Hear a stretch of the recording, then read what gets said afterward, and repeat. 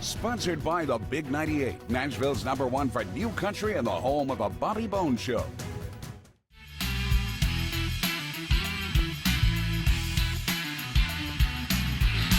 You know what? I've kept up with your career from back in the days with Danger Danger, and you've done so much incredible work over the years, but you got a brand new solo album releasing in April, and the single already came out in January, but the album is Electric Truth. Tell me a little bit about this. It basically started off with just me calling Josh Smith, and Josh is a really amazing guitar player that, like a lot of guitar fans, we just started seeing these videos of him playing in clubs out in the LA area, but really great. I'd call him a blues player, but there's a lot of jazz and country influence. He's a really well-rounded musician. And I just wanted to reach out to tell him how much I loved his playing. And I forget how I got his number. I must have had a mutual friend or something. And I reached out to him. And yeah, man, so we just kind of had a vibe and a friendship. He said, man, I just finished my studio out here and you should come out and record. And this would have been, sometime in late 2019. So I said, well, I'm going to be out at the NAMM show. He's in the LA area. I'll be at the NAMM show in January, like we used to do. And so I'll come out a couple of days early. I'll write some tunes. You write some tunes. But the kind of the way I set it up was like, okay, look, I want you to produce this. I just want to come out and be just the artist. Because when I'm making my own records, I'm usually producing or co-producing with my bass player. Right. So I thought, well, you put the band together. Every time I saw him with his band, in videos, I loved the feel of the band. Always had great players. And so you choose the band, you produce, and he had a great engineer, Alan Hertz, that worked with us. And basically, we did all the band stuff in 2 days. Wow! And then we had half a day the next day before we had to go to NAMM, and we'd have obligations. And so we were 3/4 of the way finished with this record, and then I'll come back in March. This is 2020. Oh no! Nobody went anywhere in March, of course. No, so we didn't. It kind of sat for a little while, but I gradually finished what needed to be finished here at my home studio, and then Alan and Josh mixed it, and so now we're finally getting it out there. So the fun thing for me is that it's a different flavor and brings out different parts of my playing personality. I totally agree. The band is the earthier, funkier kind of thing, and my thing tends to be more straight rock, even though there's plenty of rock influence in this. Maybe a little bluesier, because it's Josh sitting in the room with me, And that was another great thing too, is having another guitar player, helping make some decisions. And there's a good pressure for me to have a guy like Josh in the room, like, okay, man, I better step it up. That's a buddy of mine that really kicks butt, right? It keeps it honest. I was going to bring that up too on it, Andy, to where it's like on EWF, it definitely has that funky sound. Sure. But then on the song where you had Josh Guest with you on Johnny T, it's like, okay, you kind of got a bluesy sound. Sure. I thought that all the tracks within Electric Truth really let your different musical styles shine. And plus, compared to your past albums, it was just a whole different feel and two tracks with vocals. Yeah, well, thank you, man. Well, yeah, the Johnny T tune, actually, I'd heard him. It was one tune he was jamming with his band that I saw. Maybe he has a course on True Fire, and it's one of the backing tracks he had produced. And I thought, man, Josh, write me a tune like that. I like that. So yeah, that's like a Johnny Taylor thing.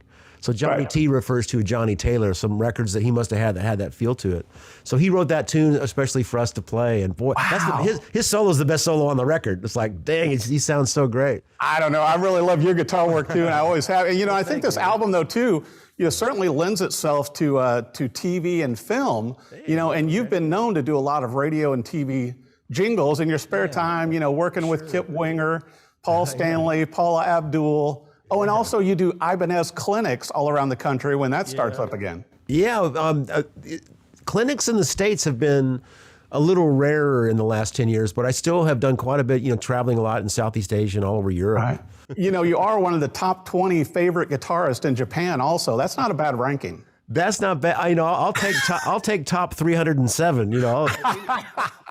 I'm happy to be anywhere in the conversation. I mean, there's so, rankings and lists. There's so many great players, and it's kind of hard to pick a best or a top. But and again, I'm just honored to have the fan base that I have, and it seems to kind of just keep growing organically thanks to the internet. It's back in the day you had to have a record deal and you had to be on MTV and all these different factors.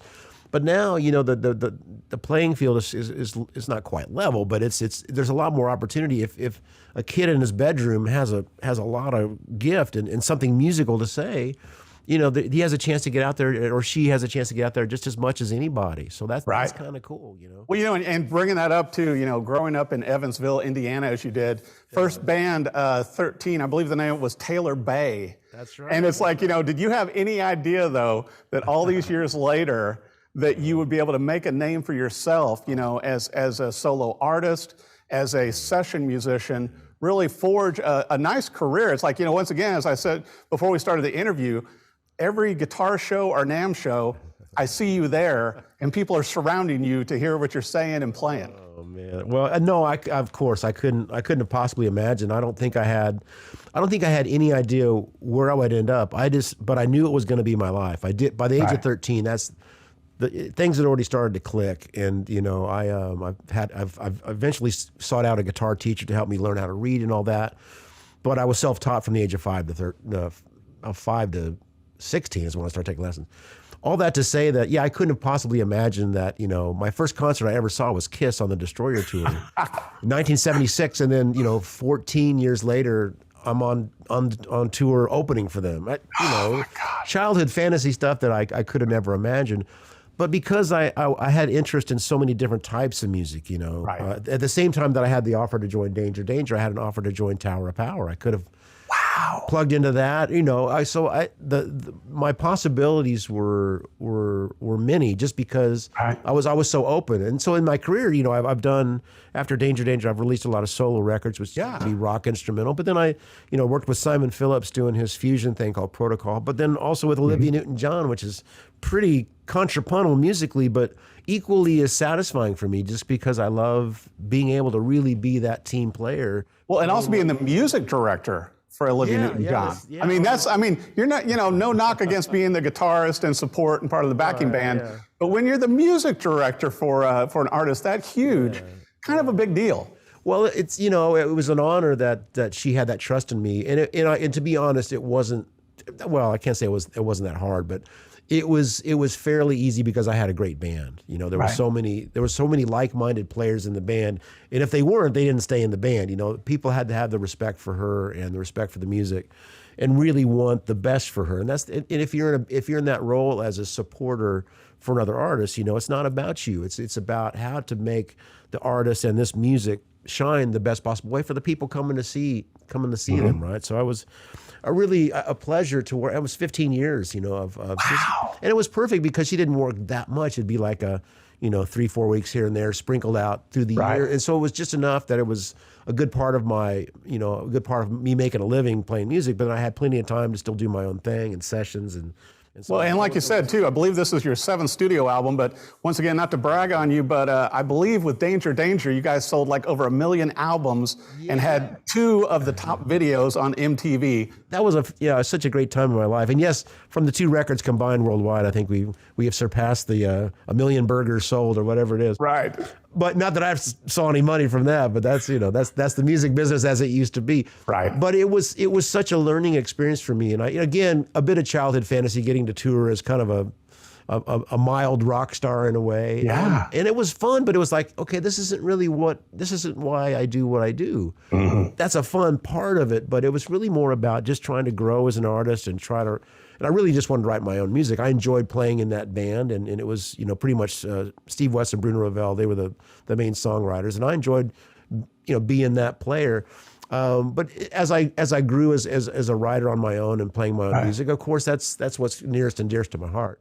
But I think also your jazz and classical training really have show through, especially I hear it in this album, to where it seems like you've been able to kind of expand out. And I don't know if that's with Josh Smith urging you to, but you know. Not specifically. I think that those elements have always been in there. Even in my straight rock playing, there's an element of swing at all times, and my study of jazz and how that really leads you to consider voice leading, not just shredding scales in a key, and to really navigate, you know, melodically through chord changes. And that's a wonderful thing to train your ear to do. Not only, you know, just obviously intellectually you can dissect things, but it's really about hearing it.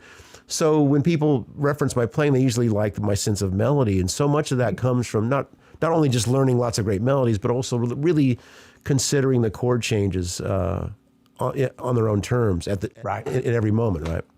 Well, I got to ask you this too, because obviously with the new album releasing, Electric Truth, and the singles, you know, that have been coming out, hopefully some videos.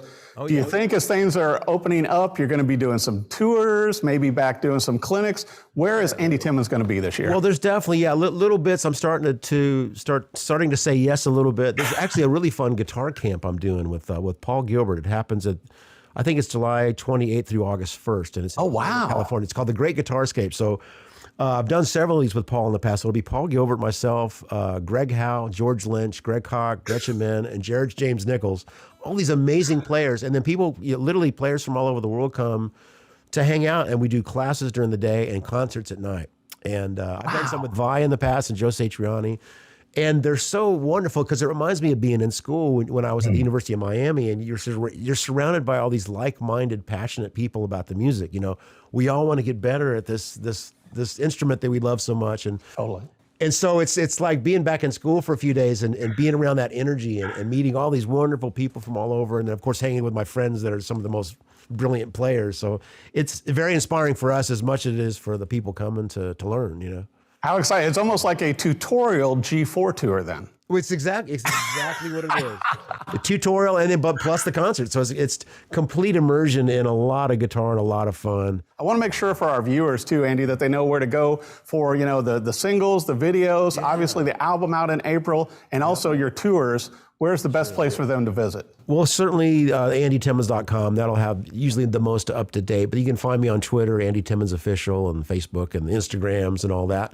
And I try to post as much as I can on all those, but also YouTube. You can find latest videos and stuff there. It's already available for pre-sale on my website, AndyTimmons.com. And so we're selling signed CDs and T-shirt bundles and stuff. Yeah. People can pre-order it, and we'll get it right to you right when it comes out, April 1st. And I've also got a guitar instructional site for those that are interested in learning my tunes. It's called Guitar Experience, no E before the X, so Guitar X Experience, guitarexperience.net. And they can sign up, and all my tunes that I've recorded all throughout my career, I play the tune, then I teach for like 90 minutes, each song, every note, and it's all written out, perfectly transcribed by this wonderful guy down in Brazil, Alexander Calamari, does all my transcriptions. So they can go if they want to learn some guitar with me, and there's a lot. I tell stories all about the recording and how I wrote the tune, and then I just show them every note, just show them how to play the tune. It's a lot of fun. How incredible. I learn a lot by teaching. I'm like, how do I explain this? Okay, well, here's what I'm doing. Oh, I should do more of that. So the teacher is also learning quite a bit in the process, you know? It always helps when you're doing that instructional, because when we're playing, we never think about it because we're doing it. We're in the moment. Yeah, and so many of these techniques that, some that I might have specifically worked on, but so much of my playing just kind of happened naturally just because I was always gigging and I was always learning songs. So it's very helpful for me then I have to figure out how to communicate that in real time and say, well, this is what I was thinking, or this is likely what I was thinking. Here's what it means. Why does that note sound the way it does over that chord? We go over all that. And then sometimes we isolate a little technique that might be interesting to, make an exercise out of just this one little, minute detail, but it could lead them to opening up these little doors. It's like reverse engineering what you play. Oh yeah, exactly that. It's like, and sometimes I'm like, dang, and sometimes I have to try to figure out how did I do that? Because I'm trying to replicate a Danger solo or something in my early playing, because you change over time. Oh, totally. How the heck did I do that? So I'm trying to figure out my own stuff, right? So much fun. You got a lot of great stuff going. Also, I was going to bring up, you're going to be playing the Dallas Guitar Show, I understand, too. That is right. That's going to be on May 1st here in Dallas. Well, it starts in late April, but the last day of the festival is May 1st, and that's when I'm going to play. And I think Paul Gilbert's going to be there with me, too, so I get to see Paul a couple times this year. But it's a great festival because, yes, there's all the vintage guitars and stuff, but they bring in so many great artists. There's always great guitar. There's like 3 different stages happening at all time with just some of the world's best, It's definitely a must-attend event. If you can come hang, you really should. It's a lot of fun. Yeah. Well, I got to tell you, congratulations, Andy Timmons, on your new album, Electric Truth. Great music. I think everybody's going to enjoy it as much as I do. You and Josh did an incredible job on this. Can't wait to hear more of the singles and videos and to see you playing live. Yeah, man. I hope so. I'll come see you in Nashville somehow. Sounds good. Thanks for joining the show, Andy. Be in touch, Eric. Thank you so much.